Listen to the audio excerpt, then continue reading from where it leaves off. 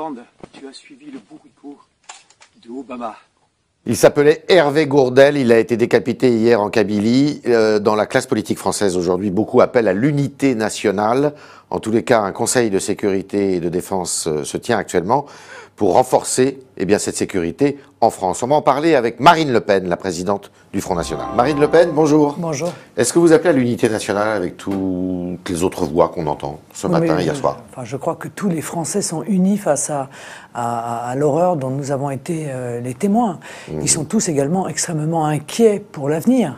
La vraie question, c'est est-ce que l'unité nationale empêche de réfléchir à la stratégie qui doit être celle de la France face à l'État islamique, ou est-ce que notre devoir de responsable politique, ça n'est pas précisément d'essayer de rendre cette stratégie efficace, cohérente, et lui donner les moyens? On va en deux temps. On va parler d'abord de ce qu'on fait à l'extérieur, c'est-à-dire des frappes qu'on mène, et puis après on va venir sur la sécurité intérieure à l'intérieur du territoire. Je crois qu'on ne peut pas diviser les deux. Non, on ne va pas diviser, mais c'est pour mettre un peu d'ordre. Alors ce matin, il y a un communiqué du Front National qui dit que la stratégie globale de la France qui consiste à aller frapper n'est pas la bonne stratégie. Non, ça n'est pas ce que dit le communiqué du Front National. Le communiqué du Front National, il dit qu'il n'y a pas de stratégie. Il n'y a pas de stratégie. Et qu'il faut qu'il y ait une stratégie.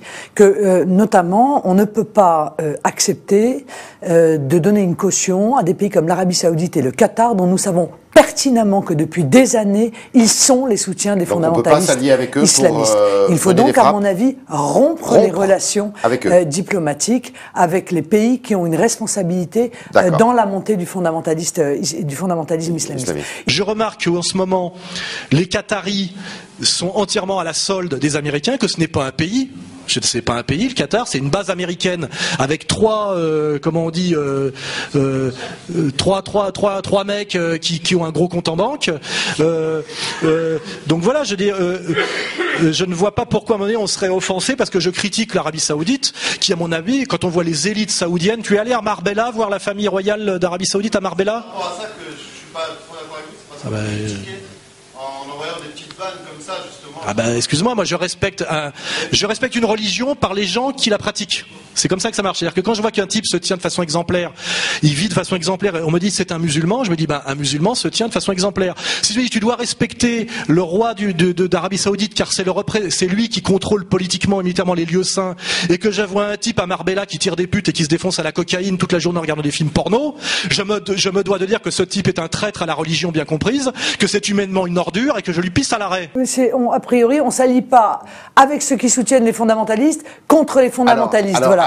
Il faut mettre fin. Il faut précisément mettre fin à cette incohérence. Il y a un certain nombre de pays. Les Émirats Arabes Unis luttent depuis déjà de nombreux mois et même de nombreuses années contre le fondamentalisme. Ils ont d'ailleurs été ceux qui ont critiqué de manière très virulente le Qatar et l'Arabie Saoudite dans ce soutien. Ce matin, il était question qu'on aille frapper, éventuellement, la porte est ouverte, en Syrie. Est-ce qu'on doit s'allier à Bachar el-Assad pour frapper l'État islamique en Syrie? À partir du moment où on s'attaque à l'État islamique, il ne faut pas s'attaquer uniquement à une partie du corps. La tête est en Syrie, nous le savons. Et nous l'avons dit, nous, au Front National, depuis très longtemps. En accord avec le gouvernement syrien, en profitant d'ailleurs des renseignements de ce gouvernement syrien qui est bien placé, peut-être mieux que quiconque, pour savoir précisément quel est le niveau de danger, quelle est l'organisation de ces fondamentalistes. Donc avec le régime syrien, on peut s'allier? Oui, mais écoutez, c'est la politique du moins pire, la diplomatie. Vous savez, la politique du moins pire, c'est effectivement si l'on veut lutter, si l'on veut détruire ces fondamentalistes, de s'allier avec leurs adversaires. Or, quoi qu'on en pense et quoi qu'on en dise depuis des mois, Bachar el-Assad est un adversaire des fondamentalistes islamistes. Donc il faut s'allier avec lui pour taper en Syrie. La Syrie de Bachar el-Assad est une nation laïque, c'est-à-dire qui permet la coexistence des confessions dans une région où ça ne peut pas être autrement, sinon c'est la guerre civile. Donc il fallait effectivement dès le départ défendre Bachar el-Assad contre la destruction de la Syrie, exactement comme il fallait défendre la Libye de Kadhafi. Tout le monde le comprend aujourd'hui quand on regarde la réalité libyenne et le quotidien des Libyens, comme on regarde aujourd'hui quelle est la réalité du quotidien des Syriens. La différence, c'est qu'aujourd'hui tout le monde admet qu'il faut être du côté de Bachar el-Assad, même à demi-mot, y compris l'agent israélien français qui a pris le contrôle du Quai d'Orsay pour soumettre notre politique étrangère et notre armée aux intérêts sionistes, qui est Laurent Fabius, qui aurait dû sortir de la politique déjà par le sang contaminé, n'est-ce pas? Donc même le vampire du Quai d'Orsay admet aujourd'hui, sans le dire, qu'il faut absolument être du côté de Bachar el-Assad et ce qu'il représente pour ne pas que le djihadisme incontrôlable enflamme non seulement le Moyen-Orient pour l'intérêt israélien du Grand Israël, mais enflamme aussi par effet domino incontrôlé finalement notre monde à nous, hein, par l'effet retour des djihadistes que nous avons, que l'État français a financé, hein, et qui se vantait de financer encore hier, le retour incontrôlé de ces djihadistes sur le territoire français et européen. Donc effectivement, comme je l'ai dit depuis le début, il fallait être, malgré tout, et par réalisme politique, et comme stratégie politique du moindre mal, car la politique sérieuse est toujours la politique du moindre mal, derrière Bachar el-Assad, c'est-à-dire pour maintenir l'unité de la Syrie, et pour essayer d'éviter que la Syrie ne devienne la nouvelle Libye, ou le nouveau Liban des années 75-90. Comment vous interprétez le couac, la bavure qui s'est produite hier sur ces 3 djihadistes qui sont revenus en France et qui ont été finalement abandonnés à eux-mêmes? Alors d'abord, ça met en cause la fiabilité de la Turquie comme allié. Bon. C'est ce que vous avez dit tout à l'heure. Oui, et c'est une évidence. D'accord.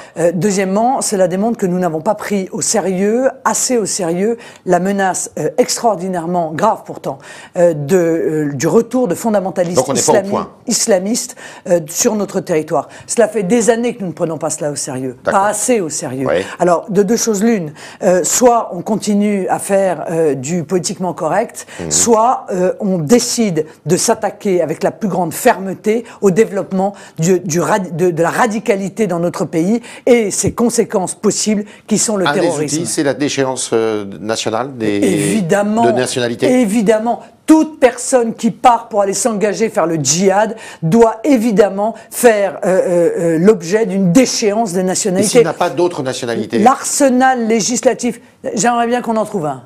D'accord. Voilà. L'arsenal législatif qui vient d'être voté n'est pas efficient en la matière. Et puis, il faut s'attaquer aux sources de financement du fondamentalisme islamiste sur notre territoire, et notamment des sources de financement étrangers. Nous le savons. Alors, lesquelles ?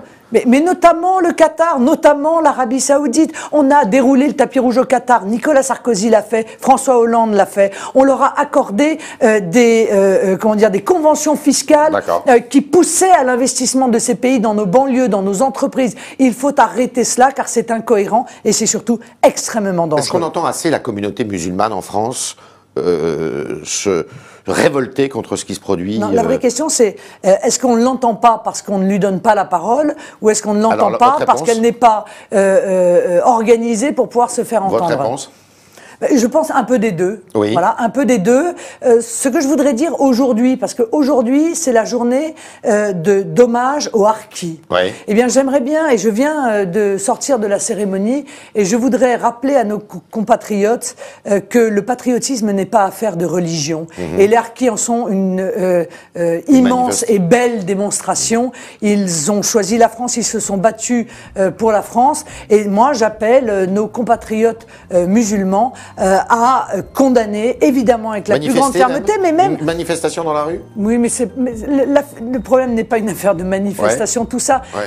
On mélange la communication et le fond. Mais de se sentir au fond d'eux, en cohérence avec ceux qui luttent contre le fondamentalisme islamiste. Et je sais qu'une grande partie d'entre eux souffrent beaucoup de l'amalgame qu'ils subissent et qui sont la conséquence de la politique menée depuis 30 ans dans notre pays. 3 petites dernières questions. Vous redoutez des attentats en France? Bien sûr, évidemment, il faudrait être complètement naïf pour ne pas les craindre. Deuxième question, vous trouvez normal que Hervé Gourdel, qui est pour rien d'ailleurs, parte en Kabylie, qu'on puisse aller se promener comme ça pour faire du tourisme dans des zones qui sont réputées quand même assez dangereuses? Est-ce que le gouvernement français ne devrait pas interdire le départ vers des pays comme ça? Je pense qu'il ne peut pas l'interdire, mais il faut que le niveau d'information soit évidemment largement plus important qu'il ne l'est. On vit un choc de civilisation aujourd'hui? Non, je ne crois pas que ce soit un choc de civilisation. En tout cas, si guerre de civilisation, elle se prépare, je crois que le rôle d'un responsable politique, c'est de l'empêcher. D'accord. Voilà. Il faut éviter cela. On n'est pas encore dedans. Il faut éviter cela à tout prix, car je pense que les fondamentalistes espèrent cela. D'accord.